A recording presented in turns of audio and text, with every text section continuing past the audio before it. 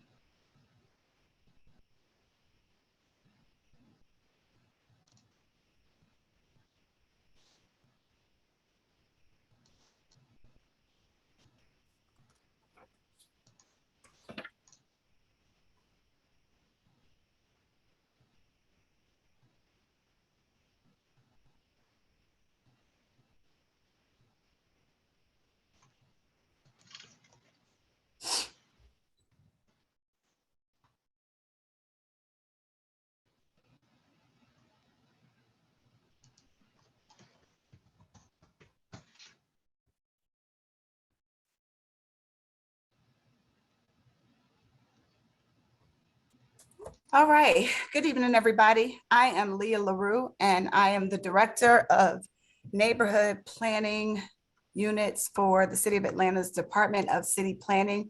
Very happy to be here with you all tonight. And more importantly, I'm very glad that you all are here tonight.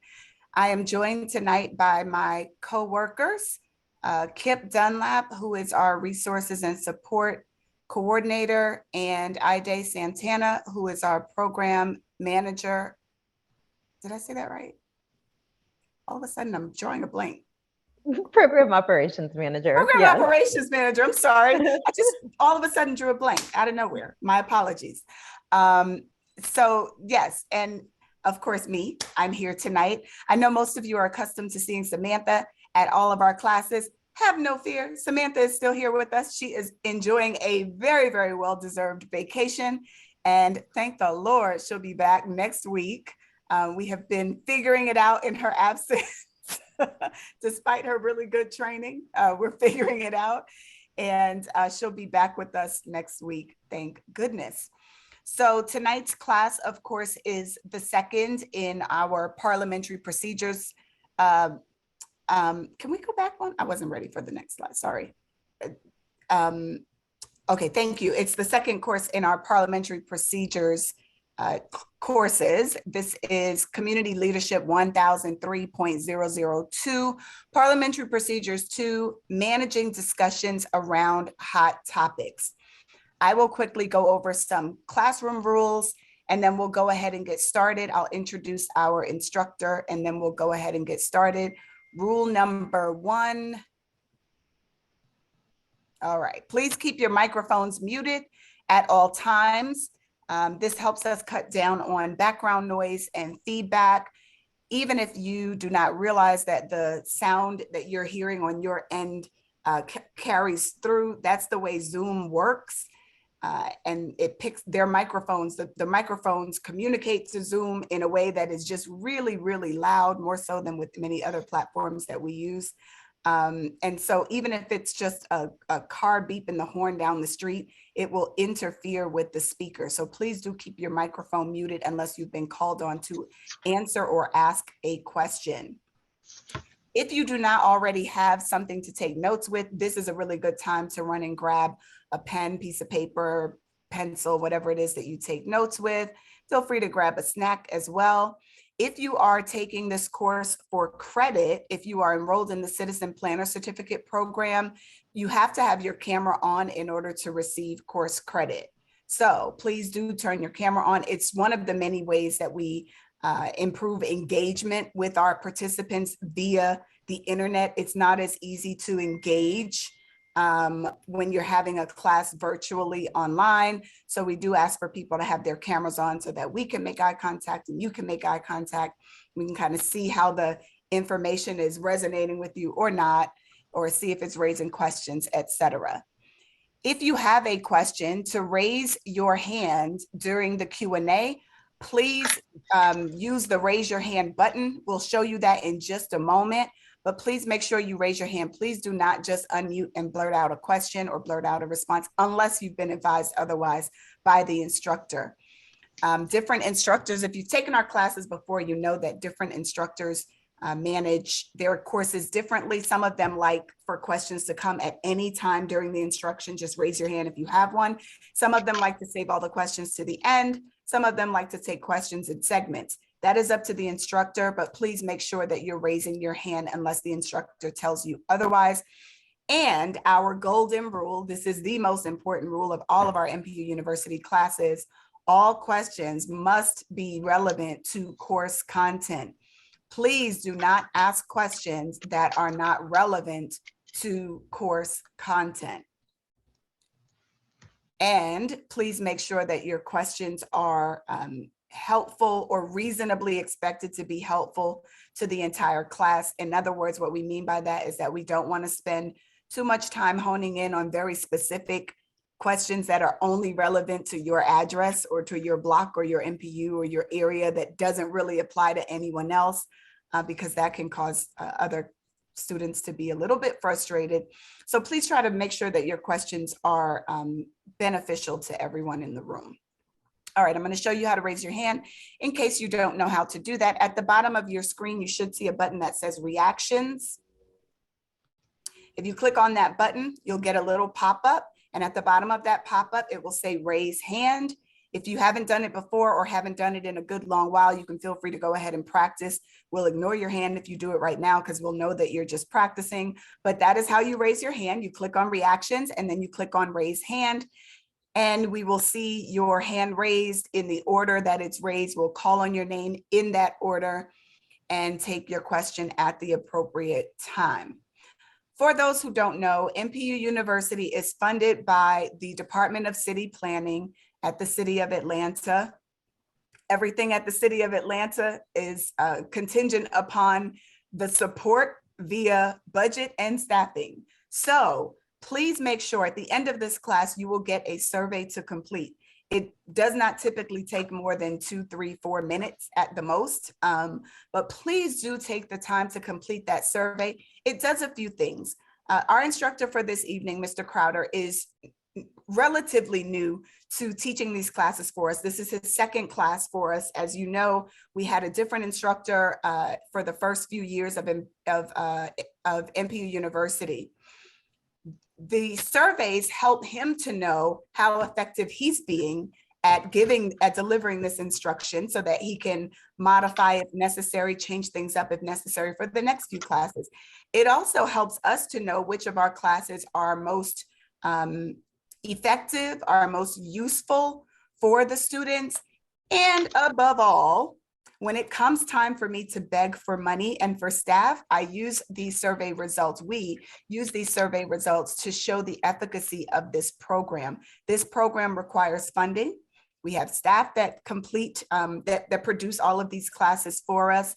Of course, we publish a catalog and we pay people to do instruction. We do a whole bunch of stuff that costs money. And the only way to justify that is quantitatively. With data. We use your surveys to give us that. So when you get the survey at the end of this class and any other class that you take with MPU University, please do complete the class. It is the only thing that we ask of you. Of course, these courses are free to all Atlanta residents and all City of Atlanta employees. We are always excited when we have City of Atlanta employees in the room with us. I do see a couple here tonight. Very glad to see those of you that work for the City of Atlanta here in the room. And without further ado, We're going to go ahead and get started. I don't see any questions or anything like that, so we'll move on with our introduction of our professional registered parliamentarian, Mr. Todd Crowder, who is going to be teaching us how to use Robert's Rules of Order and parliamentary procedure to manage difficult discussions. This course came to be because oftentimes residents, MPU leaders even, and city employees would express concern about the length of MPU meetings. Some of them can roll on for 3, 4, even 5 hours. I have definitely been in an MPU meeting that went past midnight. It happens sometimes. Oftentimes it's because MPU chairs or other leaders aren't really sure how to manage the discussion without people feeling like they've been shut off or disenfranchised or haven't had the opportunity to speak up. We will learn tonight some techniques for managing discussion when you have controversial items on the agenda or difficult topics or hot topics, and still moving forward with an efficient meeting. So without further ado, it is my pleasure to introduce you to Todd Crowder. Todd, the floor is yours. Thank you so much for being here. Okay, thank you for that kind introduction. Let me get my screen set to where I can share it here.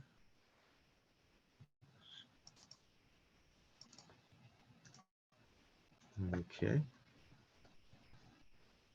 As you heard, this is Parliamentary Procedure 2, Managing Discussion Around Hot Topics. And I am Todd Crowder, PRP. PRP is the designation that the National Association of Parliamentarians has granted to me. That means I am qualified. RPs are qualified in Robert's Rules of Order.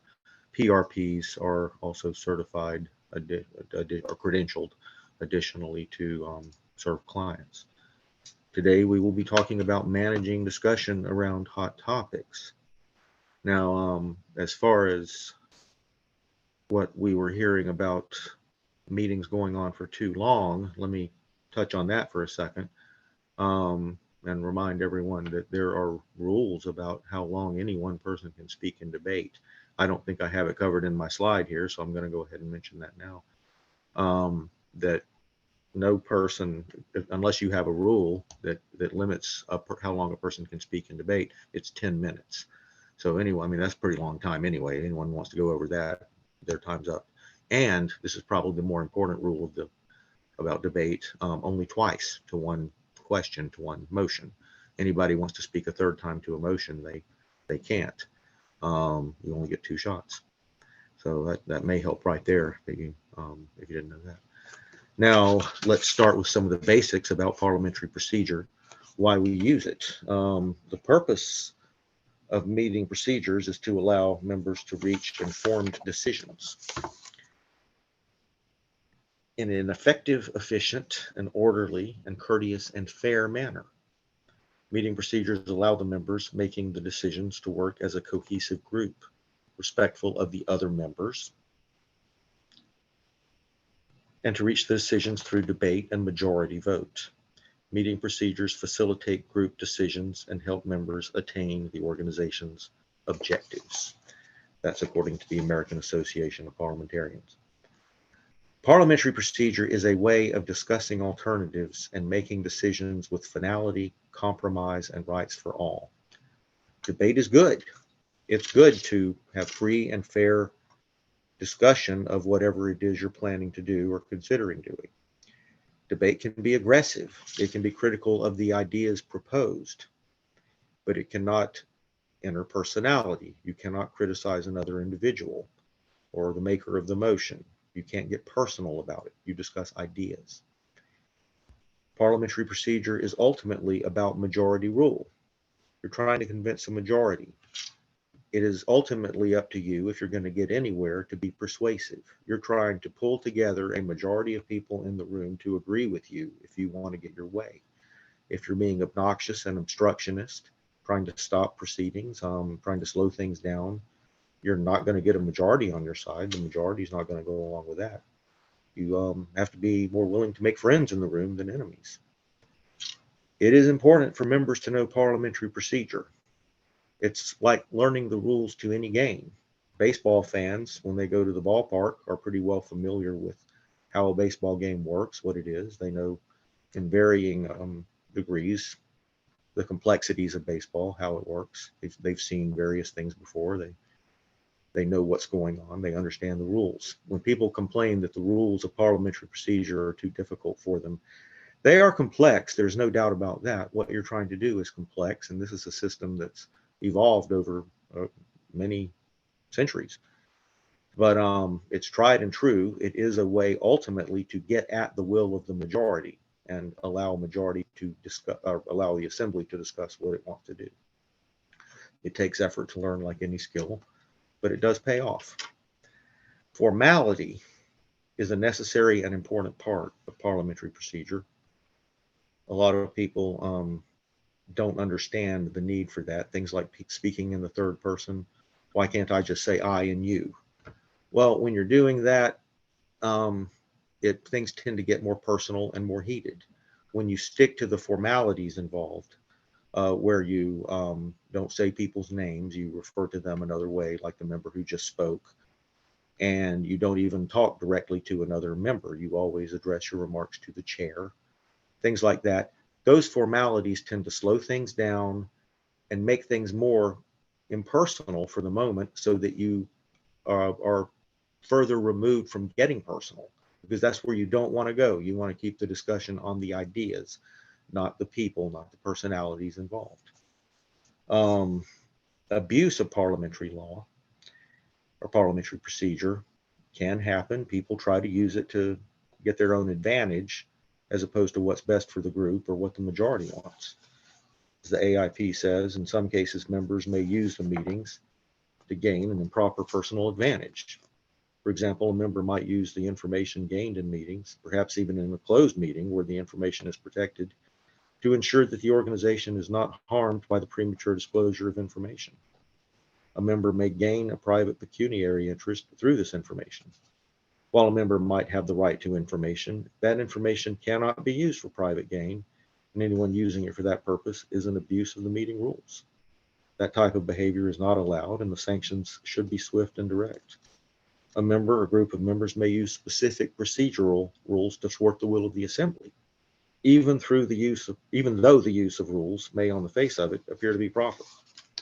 Continued use of the rules, for example, for no other reason than to delay the meeting, is an abuse of the rules.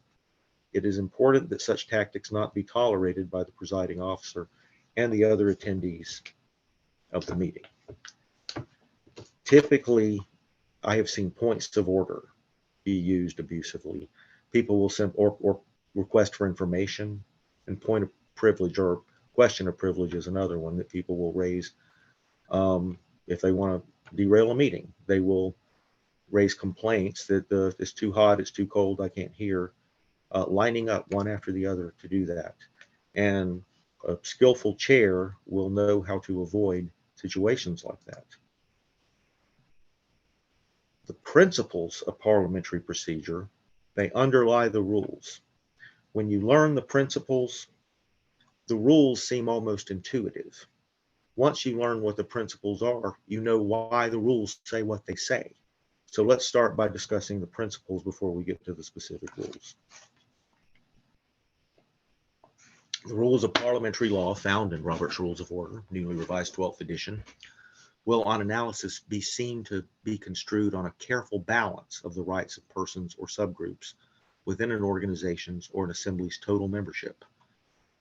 The rules are based on a regard for the rights of the majority, of the minority, especially a strong minority, greater than 1/3, of individual members, of absentees. That's very important.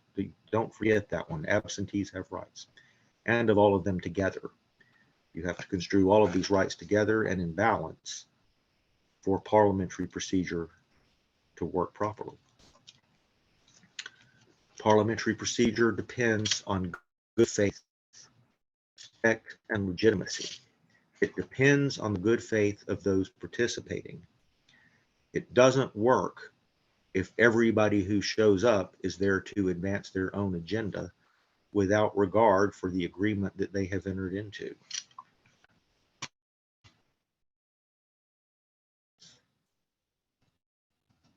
The very idea of a deliberative assembly existing and functioning is predicated on the underlying assumption that certain basic procedures inherent to the nature of such an assembly are agreed upon as a precondition to the assembly.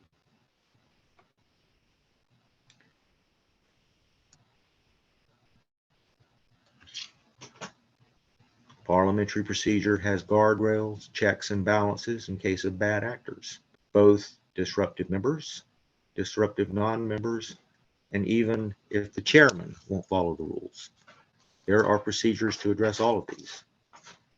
But the majority of the people there, not necessarily every single person, but the majority of the people there have to stick to the agreement they made when they agreed to become part of a deliberative assembly.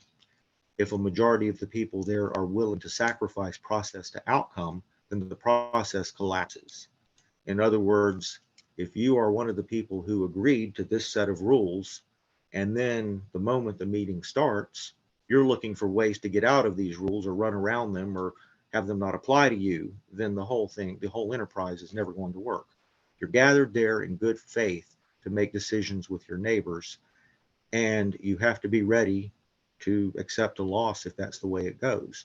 You have to accept the rules as legitimate, and you have to accept the majority as legitimate when you're in the minority. The continued operation of parliamentary procedure depends on a majority continuously enforcing it.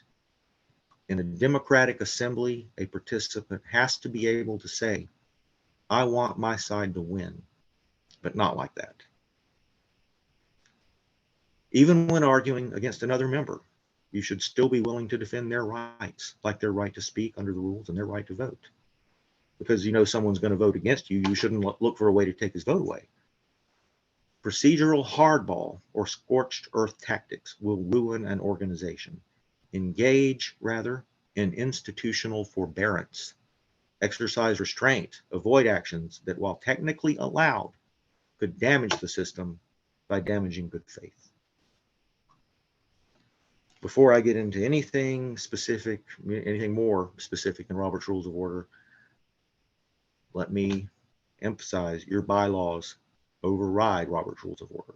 If there's something in your bylaws, or for that matter, your special rules of order, if you have any, those come first. If those you obey, and then anything contradictory in Robert's Rules of Order falls to the ground.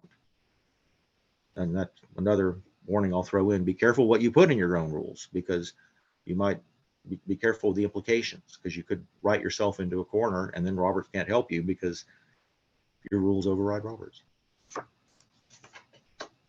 Set expectations at the outset of each meeting. This is advice for the chairman, the presiding officer of every meeting.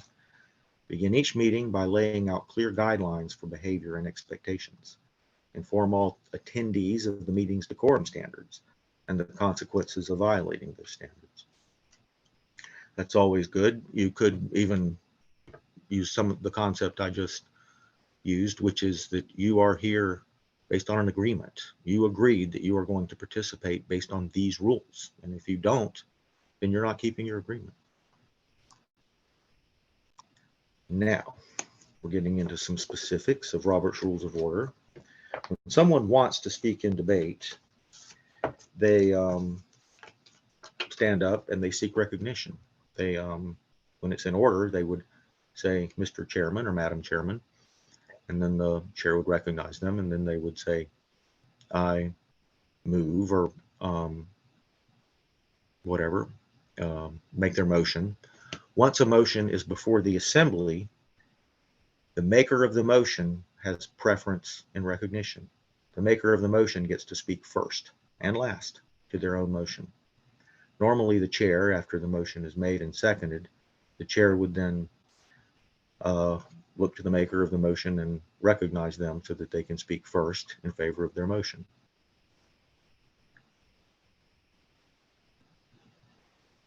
After that person has spoken, the chair should next recognize the person who rises after the previous speaker has finished and taken their seat. However, if the chair knows that someone wants to speak against the motion, they should allow that person to speak if someone just spoke for the motion.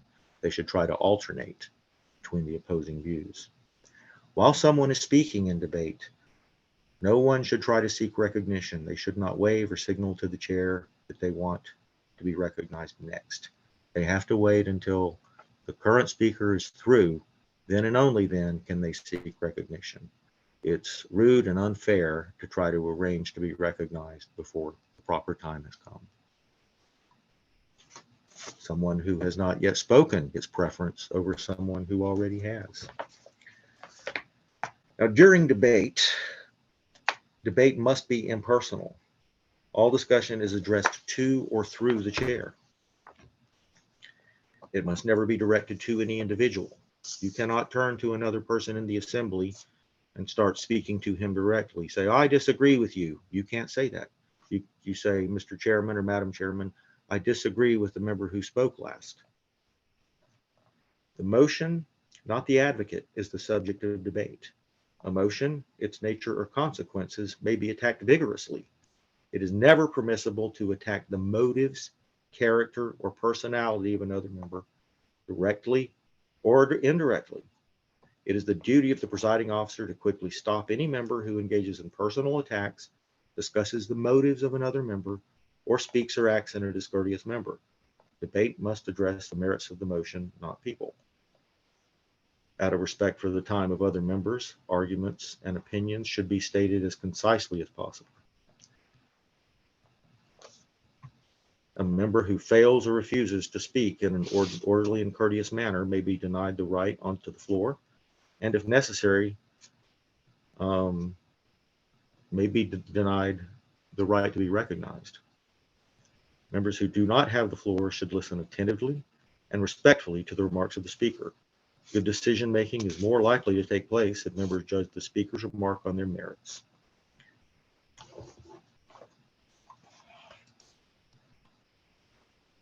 Members, when speaking in debate, must stick to the subject.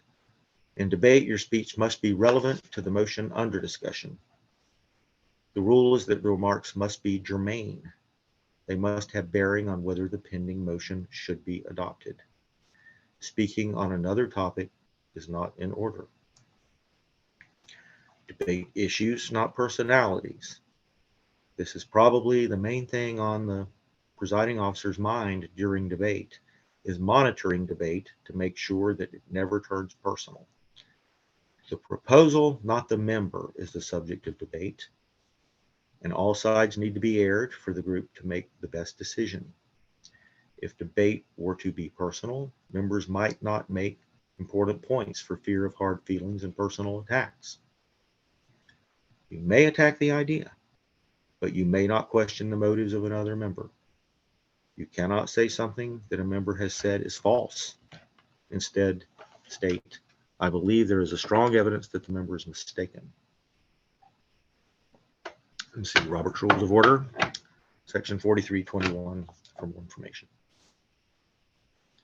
The formalities that I was talking about earlier.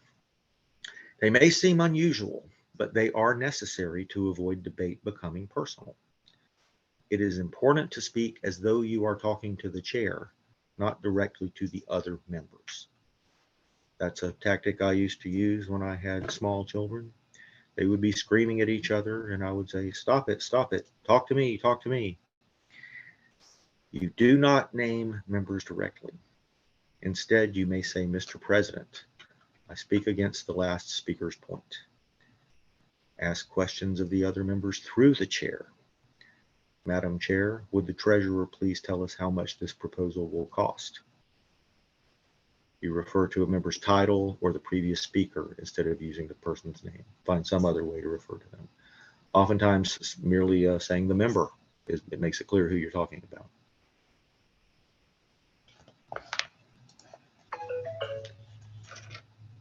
Decorum in debate. These are the rules that everyone must obey during debate. These are the things that the chair should watch for during debate to make sure that everyone is following these rules. You can find the remarks to the pending question. Germane, you must be germane. You refrain from attacking a member's motives. And truth doesn't enter into it. Even if you know for a fact and can prove he has bad motives for making this motion or for being in favor of it, you still can't say it. Doesn't matter if it's true or not. If he is doing something criminal, there are other ways of addressing it. But in debate, you don't attack a member's motives, regardless. You address all remarks through the chair. You avoid use of members' names. And you refrain from speaking adversely on prior action not pending. Let me talk about that one for a minute.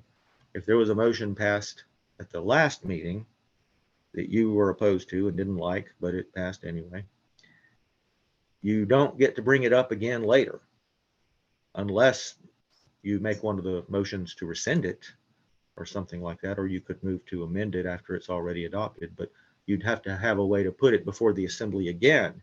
Then you can debate it again, but you do not bring it up in a debate on another motion, even if it's germane. Even if it's real, say, well, if we hadn't spent all that money on that last motion, we might have enough to do this one. You can't say that. You just spoke adversely on a prior action. You must also refrain from disturbing the assembly. That's kind of a catch-all. There's any number of things a person might do. If they stood up and started waving their arms around, that would fall under that category. We can't name every little thing a person might think up.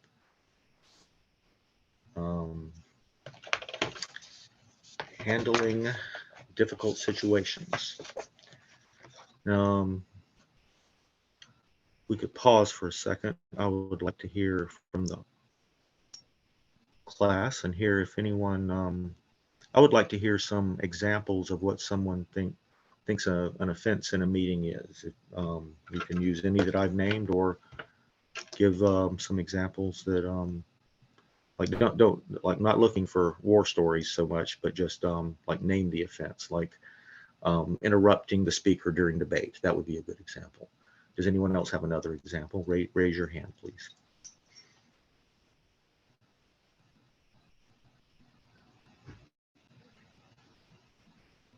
All right, Adrian?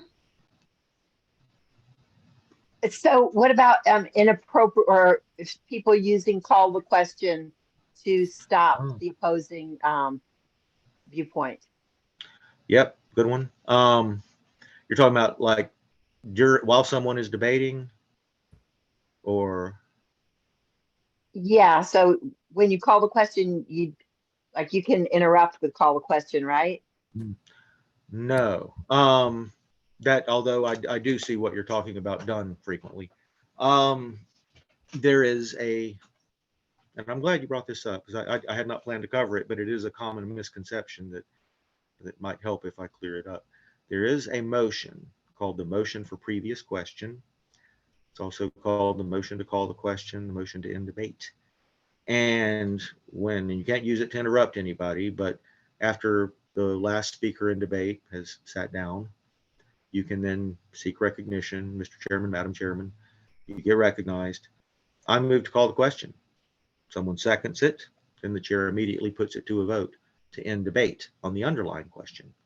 If that motion passes by a 2/3 vote, then there's no more debate on the underlying question and you move to an immediate vote on it. However, yeah, people do, it's a bad habit, something I see a lot, a misconception, where people yell out, I call the question. You can't do that. That's interrupting and it's not really in order to do that. One person can't call the question, nor can they make the motion without properly being recognized. So yeah, that would be one example of out of order behavior. But usually that just stems from a misconception, and the chair would hopefully just correct that. If people are doing it to be obnoxious, that's a different story. And I'll throw, while we're on the topic, I'll throw in another one. During debate, a lot of times, the chair will say, as debate is winding down, the chair will say, "Are you ready for the question?" Meaning, are you ready for me to move to a vote?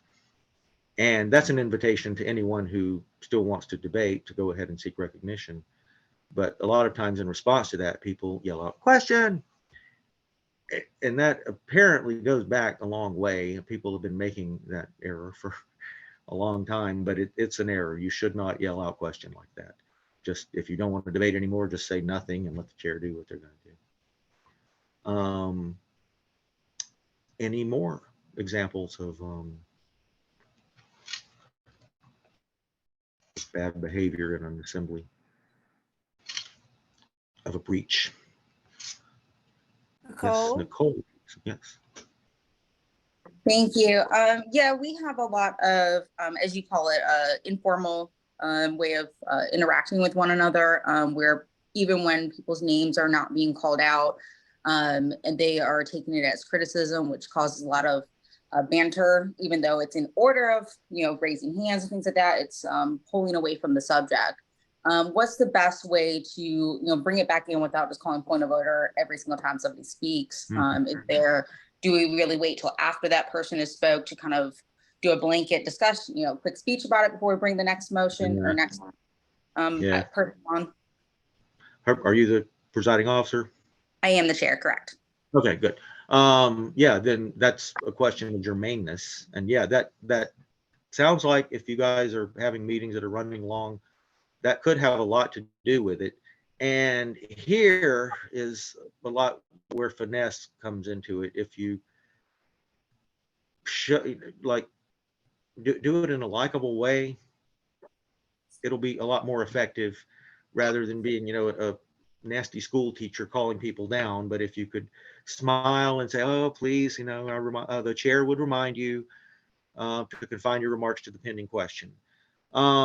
Nobody can get mad that you said that to them.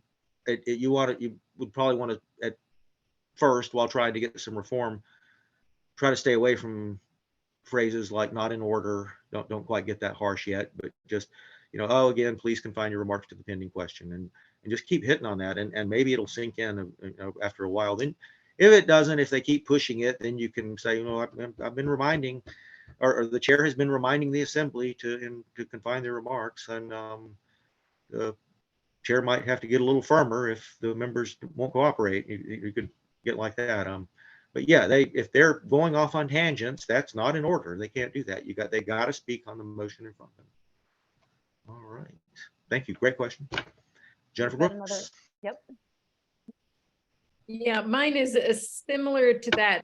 People take the opportunity of when they're recognized to then tell their whole life story before getting to, or, everything they have an opinion on, and it's just a long preamble. How do you get that to cut to the chase? Yeah, if when they get to about the third subordinate clause, I would say,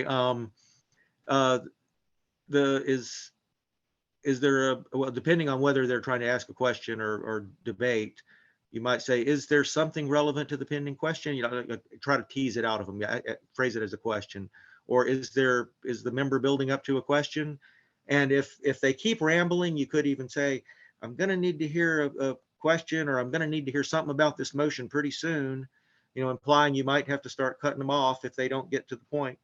But there are things you can say, and it helps me anyway to think about it beforehand. How would I say this without putting it in a way that they would take offense to? When you're, and that's when we're talking about the stage of people just needing education. Once you start dealing with people who are really trying to cause problems, that's a whole nother topic, but which we will also cover. But thank you, great questions, I appreciate that. And let me get back to my slides here. Yes, nonverbal cues. Sometimes just a look will work when a member. A lot of times too, if like people are making noise, just don't do it. Don't advance the meeting. Don't call up the next item on the agenda. Just be quiet and stare at them. Look in their direction. Kind of lean in a little bit and look at them like, you there. Don't say it, but just stare at them and wait for everybody to look at them, and then they'll be quiet.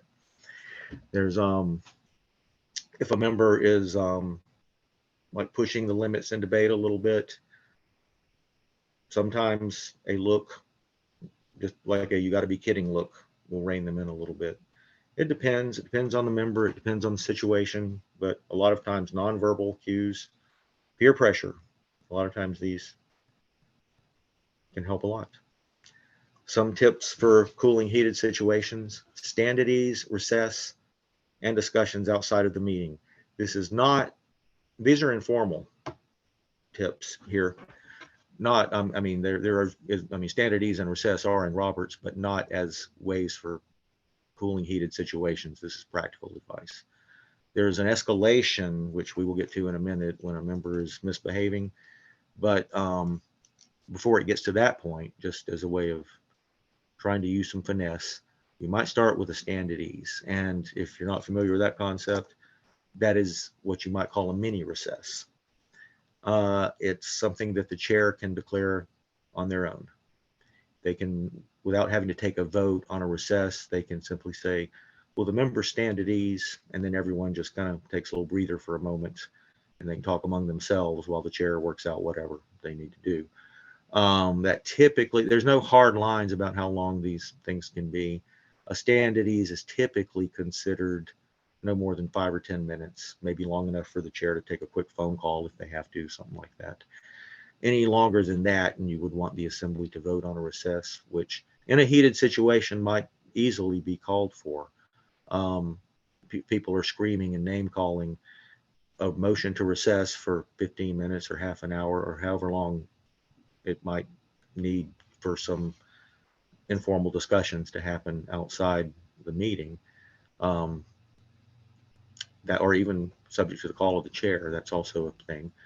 But a recess can lead people to have a more informal one-on-one discussion or small group discussion to resolve whatever the issue is before they get back to formal proceedings, which are being recorded, et cetera, et cetera. Also, something, if it's possible, is discussions outside of a meeting. If you have a member who is just repeatedly, like you have, I've heard some organizations say, oh, every organization has that guy, the one who is just at every meeting, the one causing problems. If that member, a problem member, is breaching procedure and talking out of turn and pushing the rules, then a discussion outside of a meeting might be just the thing, between leadership, the presiding officer perhaps, and that member. Say, what can we do to work this out? And what can I do to have better meetings to make you happy? Why are you causing problems in the meeting? What are you not happy about? Let's work this out. Maybe those things can work. If there's something that's bothering that problem member, sometimes appointing them to a position is what if they have given them something to do, and that'll make them quit being such a problem. Sometimes they want involvement, and causing problems is their way of being involved sometimes. Now, here are the formal processes to managing member indiscretions. First, the simple informal request that the member follow the agreed upon procedure. If a member won't follow the rules, the chair should simply ask them, please, will you follow the rules? And I shouldn't put it that, I shouldn't say you. The chair would remind the member of the rules of decorum. I have to say it in third person. Sometimes even I forget, but yes, the chair would remind the member of the agreed upon procedure. A lot of times they just lose their head for a minute, and then a lot of times that's enough. And then they say, oh, I'm sorry, I forgot myself, and they sit down. If that's not enough, calling the member to order is the next step. And that's a pretty serious step. That means they're out of order. I am calling you to order. Then the next step is called naming a member. That means bringing charges. I said, avoid mentioning people's names in the assembly. This is one exception. And when you do, it's a big deal. You say their name and then say you are out of order. And the secretary notes it for the minutes. And then at that point, the assembly moves on to vote whether the named member is in fact guilty of an offense and what the penalty would be. And this is very important. It is not only the chair that can do this. Another member can do it. The final step would be an unruly member, someone who, no matter what the chair or the assembly says or does, is determined to derail the meeting. They're going to, they say this, I disagree with what you're doing here, and I'm not going to allow it to continue. I'm going to read out of the phone book if I have to. And they pull the phone book out and start reading drowning everybody out, not caring what anybody thinks. Well, there's nothing in Robert's Rules of Order that will help you there, but the law still applies. At that point, I would involve law enforcement. So Robert's Rules of Order, as I say, works as long as there is some element of good faith. But if someone is determined to behave in an absolutely criminal fashion, that is where it reaches its limits. And yeah, I think in the case, there's 3 sections in Robert's Rules of Order that detail these 3 steps in managing member indiscretions. And I think it would be valuable to read the exact language. It's important to remember these. You might want to make a note of the sections because they are important to know if a member starts breaching order. 6110 is the first, then we'll look at 6111 and 12. 6110. If a member commits only a slight breach of order, that's the kind I was talking about where they just forget themselves for a moment, such as addressing another member instead of the chair in debate, or in a single instance, failing to confine his remarks to the merits of the pending question. So going off topic, the chair simply raps lightly, points out the fault, and advises the member to avoid it. Simple enough. The member can then continue speaking if he commits no further breaches. More formal procedures can be used in the case of serious offenses as follows. 6111, and I'm sorry for the text box. I promise this is the only one that's this long. Calling a member to order. If the offense is more serious than in the case above, as when a member repeatedly questions the motives of other members whom he mentions by name, or persists in speaking on completely irrelevant matters in debate. The chair normally should first warn the member, but with or without such a warning, the chair or any other member can call the member to order. And that's important. If you're, whoops. Sorry, let me go back on the slide here. I didn't mean to advance it yet.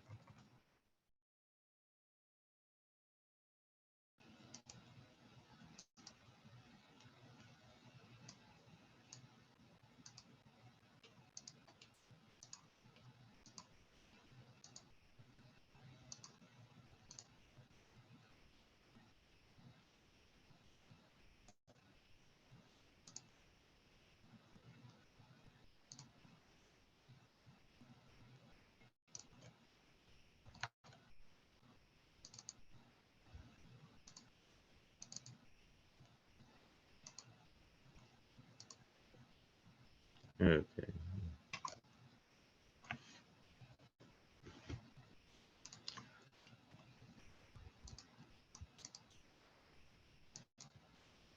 Okay. Everyone sees 6110 now? No, sir. Okay, good. No, you're not sharing your 6111. screen. Thank you. I've got to practice with that.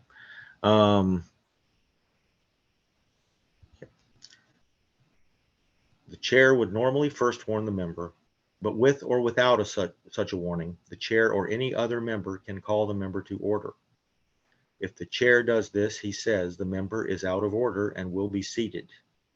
Another member making the call rises and without waiting to be recognized.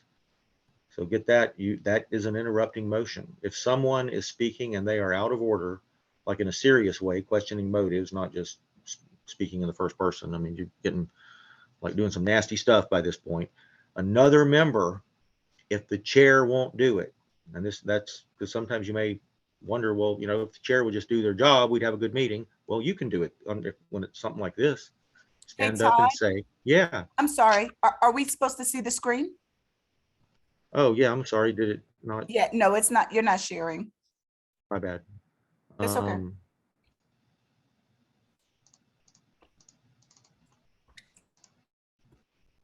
There you Got go. it now? Yep. Okay. Okay.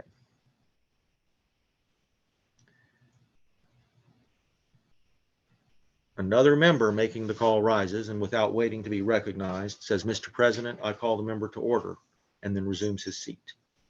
If the chair finds this point of order is taken as a point of order, if the chair finds it well taken, he declares the offender out of order and directs him to be seated, just as above. If the offender had the floor, then irrespective of who originated the proceeding, The chair clearly states the breach involved and puts the question to the assembly. Shall the member be allowed to continue speaking? The question is undebatable. And then naming an offender. Previously, we were only penalizing them by taking the floor away, asking them to sit down. Now they won't stop. So now we're to the point of naming them. In cases of obstinate or grave breach of order by a member, the chair can, after repeated warnings, name the offender, which amounts to preferring charges and should be resorted to only in extreme circumstances. Before taking such action, when it begins to appear that it may become necessary, the chair directs the secretary to take down the objectionable or disorderly words used by the member. This direction by the chair and the words taken down pursuant are entered in the minutes only if the chair finds it necessary to name the offender. So that is the serious action that the assembly can take against a member during a meeting. Now,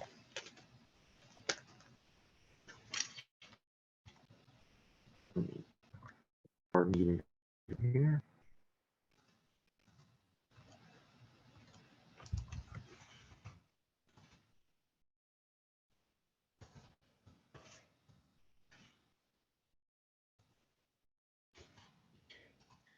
Now, what happened after that is the assembly,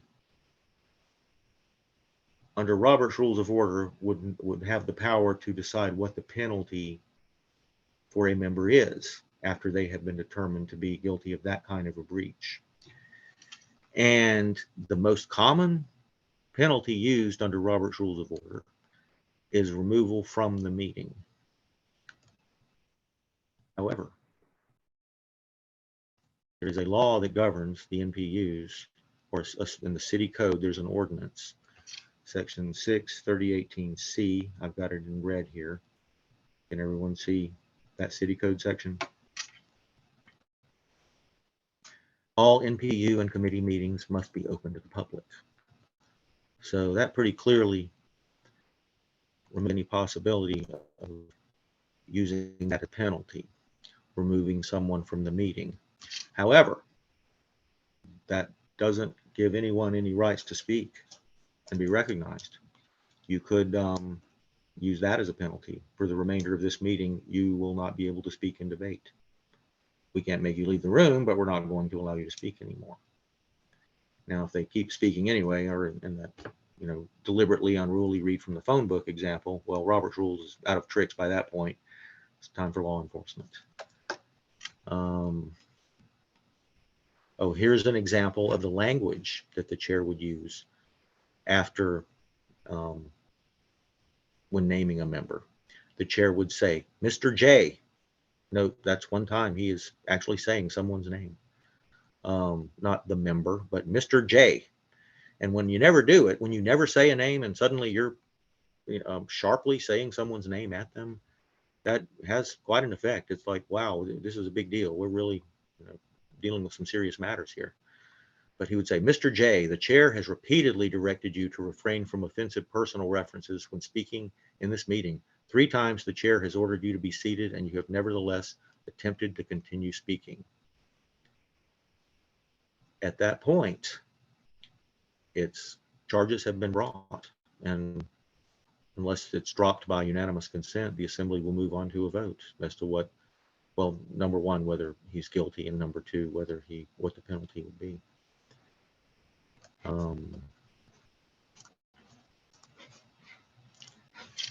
The chair has to be firm and consistent the way they preside.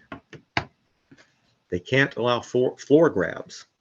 I've seen this at some meetings where during a meeting, and sometimes it happens during a motion, and sometimes it just happens when there's no motion on the floor, but someone stands up and just says, I've just got to say something. And then they just start. And everybody's just a little bit taken aback. And they kind of look like, well, what is this? And then this person is they've just sort of assumed this air of authority and taken the meeting over temporarily. a lot of times the chair is so taken aback that they kind of allow it for a minute, aren't sure quite what to do. They need to stop it from the get-go. You just because you're self-assured doesn't mean that you're entitled to, in effect, grab the gavel. The chair is in charge of the meeting, and if somebody tries to do that, the chair should say, sorry, that's not in order, and should not allow them to go on. They don't, you can't just grab the floor and start speaking because you want to. The chair has got to stop bad behavior the first time. If they allow that first person to do that, then what are they going to say to the second one? That is the problem you can get yourself into by not being strict. And I hate to say it, but it's a talent that you learn, but you've got to be strict, and there's a way to be friendly at the same time. A lot of times you can act kind of apologetic when you have to say, the chair apologizes, but would the member please remember to use the third person? Act like, like I have to enforce these silly rules and I hate it, but please help me. You kind of take the attitude with some members. Be aware of the precedent you set. That also means things like, how many warnings do you give a member before you start to get down to business, to get serious about it? Make it the same with everybody. You don't want anybody saying, well, you named me after only warning me once. You want it to always be about the same. Treat everyone the same. Now we get into the remedy for errors by the chair. And those are point of order and appeal. Those are the basic ones. If the chair is doing something that they ought not to do, be it inadvertent or be it tyrannical, your remedy is the point of order. Always, that is your starting point. Mr. President, Madam President, point of order. And then they should advise you to state your point. It can be an interrupting motion if it's important enough. That's simply a matter of anyone's discretion. If someone is, for example, abusing the process in debate, well, you don't wait for them to finish before you raise the point of order. On the other hand, if the wrong agenda item is being considered, you would allow someone speaking. You wouldn't talk over someone for that. You would let them finish, then make your point of order. If the chair rules on your point of order and you think he's ruled incorrectly, again, whether on purpose or not, you can appeal the decision of the chair. The Robert's Rules is very clear that the chair should not resent or object to an appeal.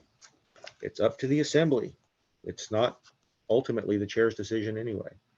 The assembly is in charge of the meeting, and it is up to the assembly to rule on appeals. And the chair is just there to carry out the will of the majority. If those don't work, there's a third step. And I would advise, if anyone wanting to try this, study RONR very hard. A motion to replace the chair for the remainder of the meeting. The chair should cooperate with any of these processes. If it is the will of the majority, the chair is there to do precisely that. Section 62 of RONR will give you more information about that. It is somewhat nuanced, so don't just listen to me. Study Robert's Rules of Order and your own bylaws, because that could easily undo anything in Robert's Rules of Order. This might be a good time for anyone to who has any questions to raise their hand. Nicole? Thank you. So as chair, I tend to use point of order frequently. As I said, people will get a little out of hand during their debate portion. And when I have to say it repetitively before order is called, this is more of a in Zoom kind of question. Is it appropriate for me to then mute the whole Zoom class, Zoom meeting in order to bring order, or should I continue to call point of order until order is resolved? Okay, I think are you, when you say call point of order, do you mean you're calling the meeting to order?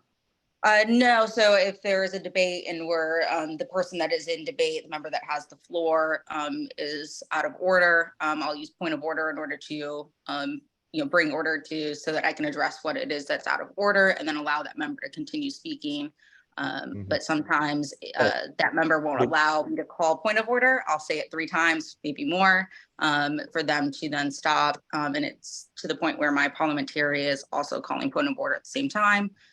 It's happened only a handful of times, but. Okay, but you're presiding. Correct. Right. Okay, yeah, you wouldn't. Another member is speaking. You wouldn't be calling point of order.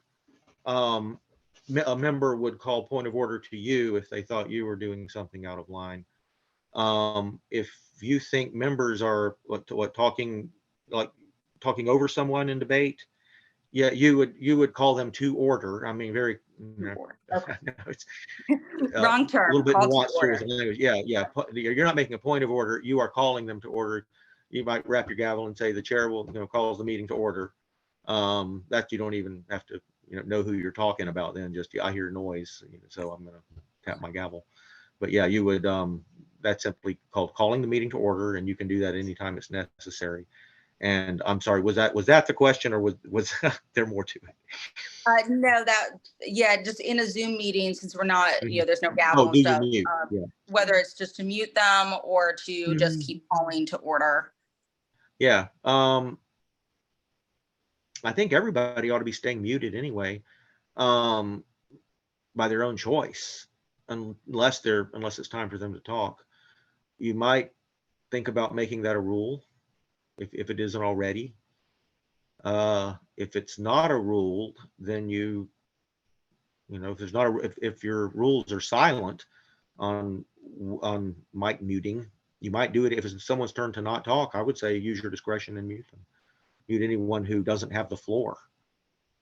So if there's no rule either way, you can make that call, I guess. So, thank you for that question. The next question is from Derek.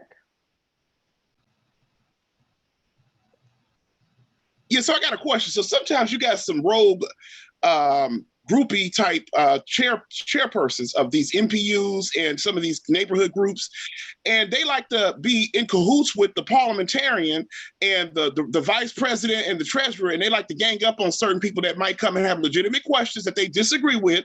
How would you recommend that somebody in the community handle a chairperson who handles them in that way? Because obviously they're a member, they've been in the community for 50 years, they want their voice heard. So how do you recommend that a member who feels that the chairperson gangs up against them with other people on the board to silence them or to prevent them from participating in meetings, how do you recommend that they navigate those types of chairpersons?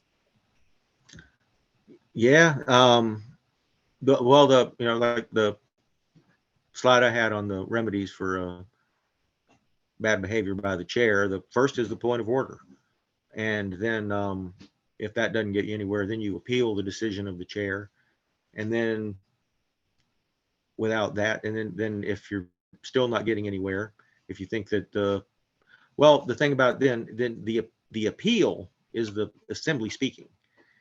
So if the assembly rules against your concern, you kind of out of answers. I mean, if the majority of the people in the room are not behaving in good faith, are not giving you the rights that you're entitled to, then the process has failed. That's what I was talking about in the beginning. If a majority of the people in the room are not on board with keeping the agreement to run the meeting by these rules, then it's just not going to work. If the majority of the people are on board, then the appeal ought to work. The appeal ought to get you your rights, unless the chair is so bad that they cheat on taking the vote or something. But then there's, you'd have to then try to get a motion to replace the chair for the remainder of the meeting. But as I say, that gets really hard. I mean, I don't know that I'd recommend that anybody haul off and try that without having experience or maybe a parliamentarian on hand or something. But yeah, that would get very difficult. I got a few more slides to get through, and then we can take some more questions. Was that? Thank you for the question very much. I got a part 2 to my question, if that's all right with y'all. I'm not here to disrupt the meeting. I'm here to ask legitimate questions. I ain't got time to be disrupted. I'm too busy living. So I have a question. So are you suggesting that if you're going to be a person who have a strong opinion about an issue on the agenda, that it's best to go with your gang of folks that agree with you, who could second your emotions and help you further the agenda, the issues that you are passionate about as a member of the community, so that you're not standing there on the long range dealing with the gang of 5 on the board? Yeah, if I understand you correctly, I think, yeah, it's all about the votes. It's all about being in the majority. So if you want to get your concerns, if you want to get your motions adopted that address your concerns and get your way in that meeting, in that organization, then yeah, having a bringing enough people that you can prevail in the vote by a free and fair vote, then yeah, that's what it's all about. That's the game. All right, thank you. Let's get it done. Okay. Effective committees. The chairperson is very important in that they pretty much determine they drive the work of the committee. Unlike an assembly like, say, the MPU itself, where the chair functions more as you could say, a referee or a traffic light, just kind of enforcing the rules while motions are made and adopted by a majority. The chair of a committee, on the other hand, can speak and can make motions and is usually the most active member of the committee. They don't have to be, but they usually are. And in a committee, they can debate freely. Now, committee rules are different from the main rules that on the main assembly, like your NPU has the more formal rules. Committees are relaxed. In a committee, a member may raise a hand instead of, well, you're doing online meetings, so that's not really going to apply, but you don't have to second a motion in a committee. It's a little bit easier that way. You don't have to wait for a second. There's no limit to the number of times that a member can speak to a debatable question, except appeals.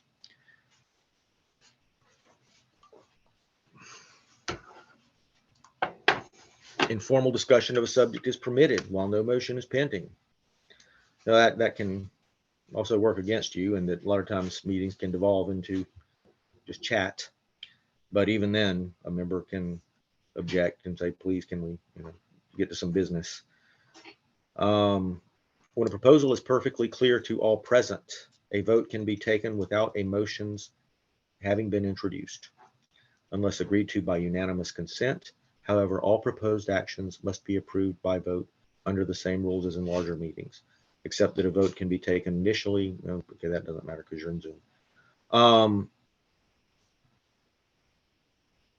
I don't love this one. I like to have the proposal pretty much stated word for word, even in a committee, but that is in Robert's Rules of Order, that if it's clear, a vote can be taken without a formal motion. If the chair of a committee is a member, he can speak in debate and vote. Normally, the chair abstains in a larger assembly like your NPUs, but in a committee, the chair would vote. The chair needn't rise. You're in Zoom, doesn't matter. If the chairman is a member, he can speak and vote. Motions to end or limit debate are not in order, but see the procedure for dilatory speeches. So debate in committees is unlimited unless someone is deliberately trying to derail the meeting, then that's different. But know that a committee cannot adopt its own rules except as authorized. So if you have a problem in committee with someone droning on and on, you may want to go back to the NPU and say, can we have a rule that would limit debate or whatever you think you need, but the committee cannot make rules for itself. Committee hearings. This is in Robert's Rules of Order. I think it's good advice, so I think it's worth mentioning. When a committee is to make substantive recommendations or decisions on an important matter, it should give members of the society an opportunity to appear before it and present their views on the subject at a time scheduled by the committee. Such a meeting is usually called a hearing. During actual deliberations of the committee, only committee members have the right to be present. However, city code overrules that. They're open to the public. But this part here, well, sorry, I didn't mean to advance the slide, but it said you should have a hearing. It doesn't say must or shall. So you are not required to have hearings, but I thought it was worth knowing that Robert's Rules of Order advises that on public matters that are substantive, that there should be a hearing. Now, I was alluding to this earlier. What do you do in a committee when someone won't behave? A committee may protect itself against breaches of order by its members during committee meetings. and against annoyance by non-members by employing the procedures outlined in 61:10 through 21. That was the procedures we talked about in a regular assembly, with informally asking someone to comply, then calling them to order, and then naming them, that stuff. But the committee, instead of itself imposing any penalty on a disorderly member, can only report such behavior to the committee's parent body, which may then take such action. So it can use those procedures, but once it names a member of the committee, it cannot penalize him. It can only go back and report his behavior to the parent body. However, it goes on to say, if there will be no opportunity for this to occur within the time needed to effectively resolve the problem and enable the committee to complete its assigned tasks, the committee may protect itself against such disruptive behavior by requiring the disorderly member to leave the meeting room during the remainder of the meeting. Now, you can't require anyone to leave the room. However, you could declare that he may not speak for the remainder of the meeting. That is all I have for today. And let me give you the credits, what I have drawn from for this presentation. The American Institute of Parliamentarian Standard Code of Parliamentary Procedure.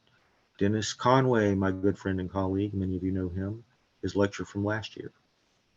Debate, the National Association of Parliamentarians Education Resources Committee PowerPoint, and How Democracies Die by Stephen Levitsky and Daniel Ziblatt.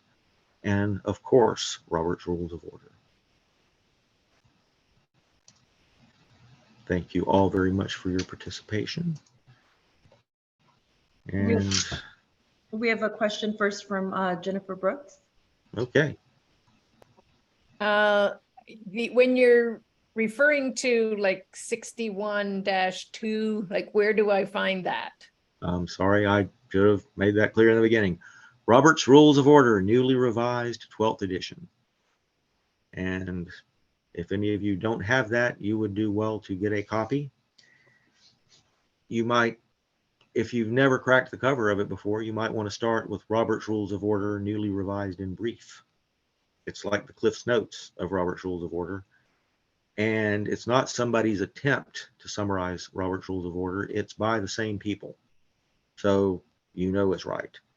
And it leaves out a bunch of the stuff that scares people away from the full-blown Roberts, like Committee of the Whole, stuff nobody ever uses. So it focuses on the main things you will actually see in a meeting. Robert's Rules of Order, newly revised in brief. But yes, the section numbers I gave in the slides is Robert's Rules of Order, newly revised 12th edition. So that's a big book. Yes. Okay. That is the parliamentary authority Okay. that the NPUs use. It is, you have your bylaws that are your general rules for your NPU, the bylaws of your NPU. And then you might have special rules of order. You may or may not have those. But then underneath that, you have Robert's Rules of Order, which covers any situation that your bylaws does not cover. And it's very comprehensive. It's all about who can talk, who can make motions, all kinds of stuff. Let me jump in real quickly. Two quick things. One, not all of the MPUs use Robert's Rules of Order. Oh. Most of them do. So you're pretty close there. Most of them do, but there are a few that do not. And secondly, anyone who has registered for and taken parliamentary procedures, the intro course with us this year, is eligible to receive a copy of the book of Robert's Rules of Order. If you registered with your mailing address, which you should, and if you signed in, I'm sorry, not registered, if you signed in when you click the link to go to the class, if you do that with your mailing address and you did not receive the book in the past from taking the class last year, then you will receive the book in the mail. May I ask, what book do the other ones use that don't use Roberts? So we have at least one that created their own rule of order. Wow. At least one. There might be two. And then there's another one that uses the other one. I think it starts with the letter M. Does that sound familiar, Todd? Yeah,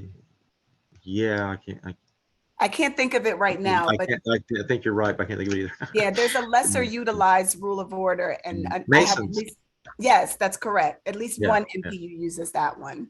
Okay. All right. Next question. Is Dr. Moulton? Hey there, thank you. And our chairman is fabulous with the Roberts rules. So I don't really ever have to worry about any of that stuff. But say we have a disorderly person in the room and the chairman's, pretty passive about it, but this person keeps on being abusive. Is it only through call of order that you could, speak to their unruliness or? No, it was call them to order. Well, first you start with an informal, please remember the rules. Then the next step is to call them to order, which means they need to sit down. And then after that is naming them, which is bringing charges. Now, those are the formal steps in Robert's Rules of Order. And as I talked about before that, it's really better if you can resolve it informally, if you are able to finesse people. Hopefully you were elected president because of your people skills, and you can convince people, please allow this meeting to continue. But yeah, if people are determined to derail things, those are your tools, to call them to order and then to name them, bringing charges. Now, when you say bringing charges, Yes. Where do they get charged? What? I know You you mentioned it being very serious, but we didn't mention right. What happens. It in the context of the meeting, it's a serious thing, and that you are being charged with a very serious violation of the rules of operating outside the established order of this meeting. And we're talking about giving you a penalty. Now, as I say, in some organizations, it can get you kicked out of the room, but there's a law preventing that with the NPUs. So the best I can think of is removing someone's right to speak for the remainder of the meeting, or a censure could possibly be in order, which really doesn't remove any rights, but is simply a shaming. It's just simply a formal statement that we have voted and we think that you have done something that wasn't right. Sometimes these things can have an effect. If someone, depending on how determined they are and what they think their cause is, it might have a psychological effect on someone to be on the wrong side of a majority vote like that. To have the majority in the room vote, you're offending us. That might be enough to make some people sit down. Although there's always some people who don't care what anyone says. They won't back down until they're threatened with arrest. But the tools in Roberts go that far, up to naming, bringing charges, and possibly imposing a penalty on them. Although admittedly, the penalties that an NPU can use are somewhat limited. We have some certain people that will remain unnamed that oftentimes are inebriated and then go into cursing and. Mr. Moulton? Yes, ma'am. I don't think that's really commonly experienced across the NPUs. So I'm going to ask if we could take that conversation offline. I don't know that would really benefit the whole class. Definitely happy to help. And in fact, there are certainly strategies that you all could use to address that. So reach out to me next week. Carry on, Ade. The next question is from Nicole. Sorry, I know I asked a lot of questions. So you spoke of how bylaws are over Robert's Rules of Order, but you talked of special rules, and this might be more towards Ms. LaRue. Would special rules be more of our policy and conflict of interest sheet that's separated from our bylaws, or can you more define what special rules would be? They are rules that govern your meetings that you did not put in your bylaws. You could, if you wanted to, put them in your bylaws. That may, if you don't have any special rules of order, that may be why they may have put those types of rules in your bylaws. However, some organizations in their bylaws, they put things that are more fundamental to the organization. And then when it comes to things that happen within a meeting, they put that on a separate document called Special Rules of Order. That's the full name of that type of document, Special Rules of Order. And they are specifically about meeting rules. They might have to do with how long a person can speak in debate or how many times. They frequently are used if there's something in Robert's Rules of Order that you think isn't right for you, for your organization. For example, as I mentioned, the 10-minute limit in Robert's Rules of Order. Let's say you think 10 minutes is too long for anyone to speak on one motion. You might say 3 minutes should be enough. So you might make a special rule of order saying no one shall speak in debate for longer than 3 minutes. And that would be a good subject, in fact, for a special rule of order. That's the kind of thing I'm talking about when I say special rule of order. Does that answer it? Okay, thank you. Next question is from Christina Hodgen.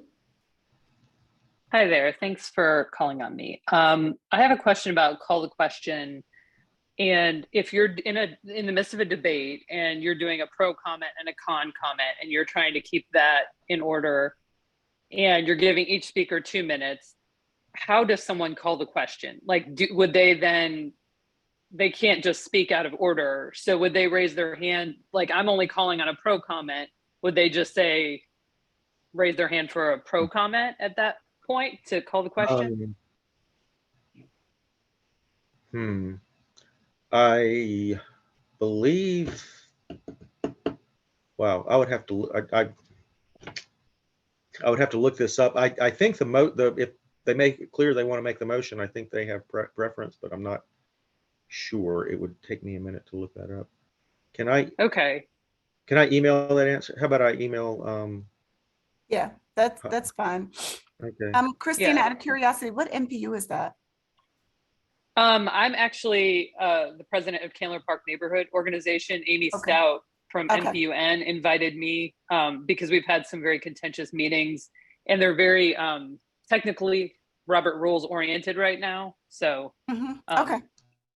Gotcha. I thought it would be helpful. Okay. Hope it was. We'll get that answer to you. Thank you. I will get, yeah. Thank you. So who should I send my answer to when I find that out? You can send it to me. Okay. Thank you. And that was, who said that? I'm sorry. Oh, Leah. Okay, send it. It was Leah. Okay, let me make a note. I don't want to forget. Or Sam, either one of us is fine. Either way, we'll get it out. All right, any other questions related to course content? Any other questions?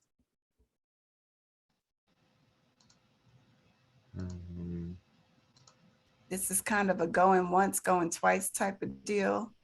Yeah, and I would say, even though we're talking about dealing with difficult situations, really, it's all difficult. Anything you want to ask me about parliamentary procedure is probably germane. So long as we don't get too specific, that's the thing. Agreed. Well, while we give you a couple seconds to consider whether you have any additional questions, I do want to point out that we are moving into the month of September. In July, I believe, we conducted the bylaws clinic in which we shared with everyone the importance of participating in bylaws and having a bylaws process that is transparent and inclusive. And those bylaws are due September 30th. Every year, every NPU is required to submit bylaws no later than September 30th. Every year, every NPU votes on their bylaws. Some NPUs keep their bylaws as is. If there are no necessary amendments or updates to those bylaws, they may vote to keep the bylaws as they currently are. And other NPUs may make amendments to those bylaws. This is the part that is important. If you haven't heard anything that I have said today, please do hear this part. Mayor Maynard Jackson, in framing the NPU system, had a bit of foresight. And in doing so, in creating this system, he ensured that every resident of the city of Atlanta would have the opportunity to participate in their NPU via the bylaws process. That means that if you are a resident of the city of Atlanta, you have the right to vote on your bylaws. This is separate and apart from any rules in the bylaws that prohibit voting on certain items. What that means is, in case that is unclear, I'm going to answer the questions that are usually asked of me on this topic. What that means is that if your NPU has a requirement that you attend 3 meetings before you can vote on a variance application or an alcohol license, that rule is suspended for bylaws votes only.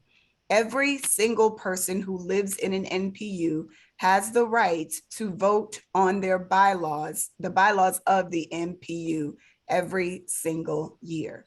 The next question that is always asked of me, let me answer that right now. No, that does not apply to neighborhood associations. That is a law for NPUs. It is not a city rule or policy or procedure. It is the law for the NPUs. NPUs are required to have a vote every single year on their bylaws, and every resident must be permitted to vote on those bylaws. All right, coming up, September 7th, we have a course in our housing security series. I don't know what that course is, but I'm going to look on my calendar in just a moment and tell you what course is coming up September 7th. And then on September 27th, we have our Atlanta City Design class. Okay, so the September 7th class is housing resources for tenants. So if you are a tenant, or if you have constituents who are tenants or neighbors who are tenants, please do encourage them to register for that class. It is Thursday, September 7th at 6:00 p.m. It is a virtual class online, and it will, we partner with the Atlanta Legal Aid to make sure that tenants know what their rights are and all of the housing laws related to tenant protections. Again, that class is Thursday, September 7th. On Thursday, September 27th, I think that's a Thursday. Nope, sorry, Wednesday, September 27th is our Atlanta City Design course. That is an in-person class. Of course, all of our in-person classes have a maximum registration. Once we reach that cutoff, we cannot register additional people. I believe registration opened this week for that class. So if you're interested in attending that class, please do register.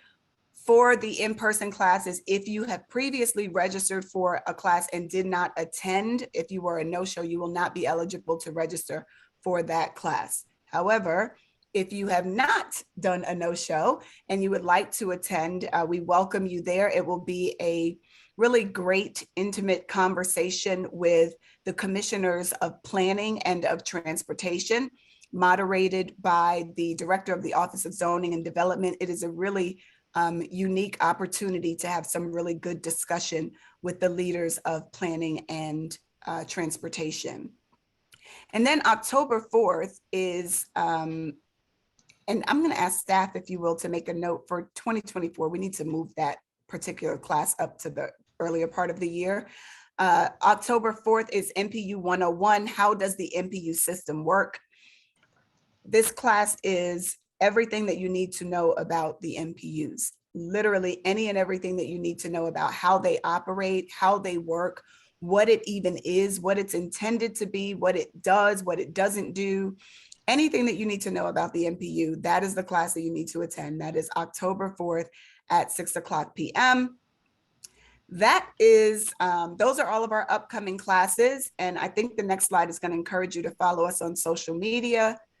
I believe, yep. So please do follow us on social media. We post there on Instagram and Facebook and Nextdoor and Twitter, information about upcoming classes, about corner conversations and other activities and events that we are participating in and around the city. You will receive a survey. If the link hasn't already been put in the chat, it will be put in the chat momentarily, and I think you'll get it via email as well.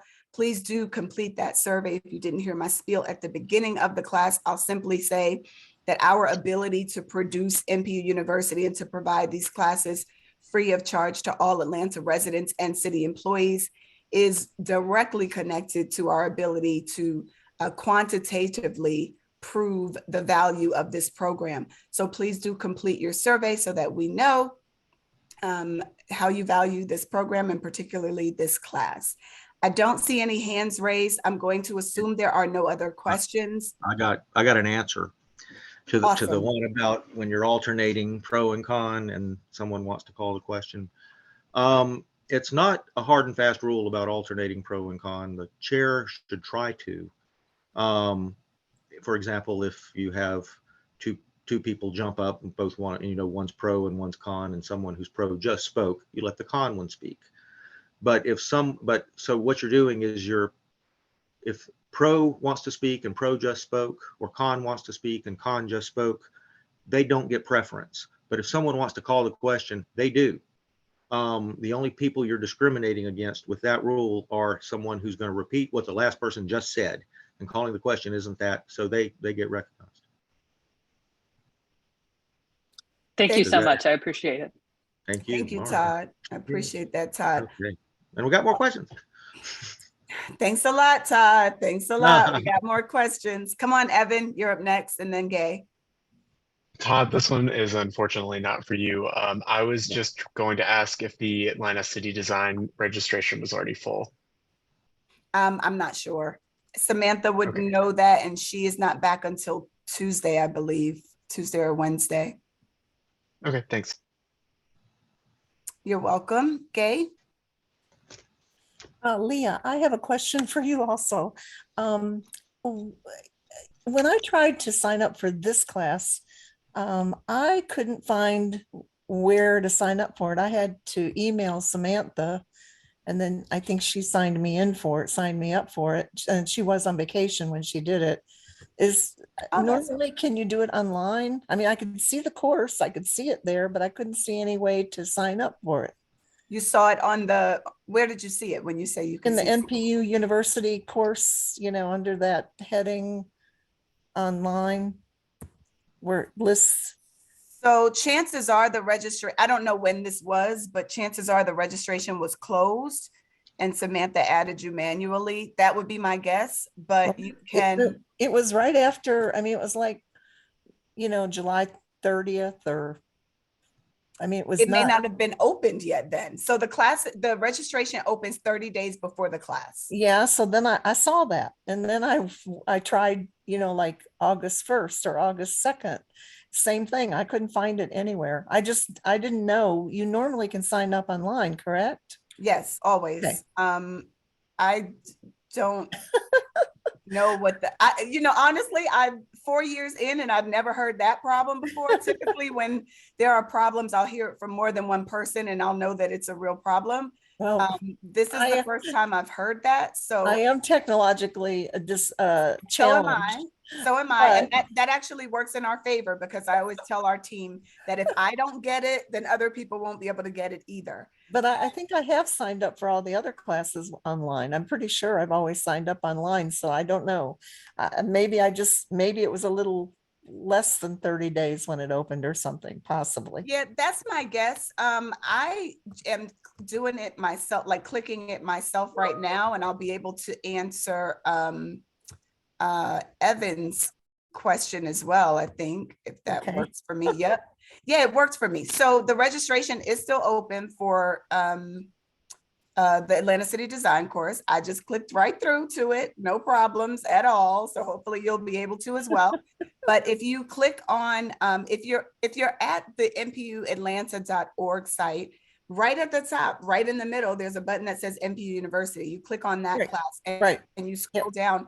Anything that has an RSVP button means that it's open for registration. If there's no RSVP button, it means that you're either too late and it's full, or you're too early and it's not open yet, and we're posting the class in advance. But they're open 30 days in advance. With most of our classes, if you have difficulty getting in, just call or email Samantha and we'll take care of it over the phone, or email and whatnot. But you should very well be able to register by clicking the button. And I think I just saw a note from someone said that it was hard to find from the homepage. We'll discuss that with the team. You just click on NPU University, y'all. That's what I did.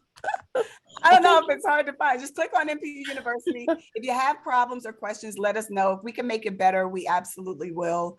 And it looks like Kip is saying, somebody else just said it's hard to find too. So listen, 3 people can't be wrong. Well, unless all 4 of us are wrong, but Kip just said that he thinks he has an answer to why you weren't able to register, Kip. Yeah, this is something that I've talked about with Samantha before, that when you're looking at that drop-down list to register, the header button at the top is the button that you need to click. So it might be hiding under that for a lot of people. Oh, okay. So Well, you thank mean, and I think that's actually, let me go ahead and share my screen. And so let me do this actually. For anyone that's not interested in this conversation, we're officially finished with the class and you can consider yourselves dismissed. I'm going to share my screen and try to, oh, I'm sharing the wrong screen. Hold on. I'm alive, folks. What was that? I'm too busy living. Ain't nobody dying over here. Did anyone say someone was dying? Did I miss something? Okay. All right. So everyone is certainly dismissed if you would like to go. Otherwise, I'm going to attempt to share my screen and show how to register, or how, at least how I do it, how it works for me. All right. So this is our website. This is the NPUatlanta.org website, right? So from this page, can everybody see my screen? Yes. Okay, great. From this page, you click on NPU University right there. And then you scroll down to find the classes that you want. So this one only says details because this class is happening right now. It's too late to register. The next one, the registration is open for that class. So you can click it and register. I'm going to select the following one because someone asked specifically about it. And that is the Atlanta City Design class. The registration is open for that class. I'm going to click on RSVP. It takes me to the class, tells me a little bit about the class, I guess. Yeah, it gives me some info and then gives me the opportunity to register. And here's where I fill in the form. And then I hit submit. I'm not going to do that right this second, but that's how you register for the class. So again, you go to the website, npuatlanta.org, and then you click on NPU University. There is a drop-down box, and I think that's what Kip was referring to, that you don't need to select any of those unless you're looking for something else. But if you're looking to register for a class, you click here. So we can actually, I would like to think / hope that we can do something to make that a little bit easier to figure out. Because yeah, if other people are having a hard time finding it, then it's clearly not just you. It's not just you, Ms. She ain't no Gay. mental health professional. Raise your hand, please, if you have any questions or comments. Thank you so much. It's not just you, Ms. Gay. It's all of us, or a few of us. Ms. Jennifer, yes, ma'am. It may just be a certain cohort that has trouble with that. I'm not sure. I mean, Listen. everybody's welcome. Listen, I wasn't gonna say it because I'm up there in the cohort too. I wasn't gonna say it, But thank you, Leah, for stepping up. I'm sure it'll be easier next time, Gay. I hope so. And thank you for the feedback. Y'all keep giving us all this feedback because we're striving to make everything better and easier, and your feedback helps us do that. Miss Battle. Hey, I was raising my hand because I wanted to know, how do I get on the listserv to receive, I guess, email communication about your courses and anything else you guys may have going on so I can stay involved? This is my first time on an NPU meeting, and I really would like to learn. This is not an NPU meeting, to be clear, but I got you. But this is my first time on one of these meetings, so I really want to learn more about what it is that you guys do. Okay, awesome. Well, I'm very glad to have you. Welcome to the class. Welcome to NPU University. By registering for a class, you're automatically on the listserv, so you should receive emails automatically.